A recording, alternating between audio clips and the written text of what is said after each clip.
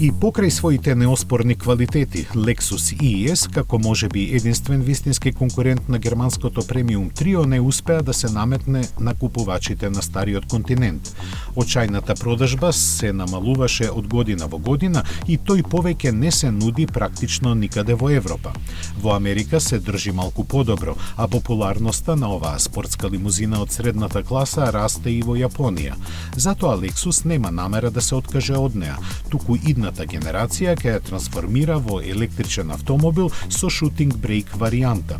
Иако не директно, такво нешто всушност се спомена и на масовното представување на електричната стратегија на Toyota пред нешто повеќе од една година.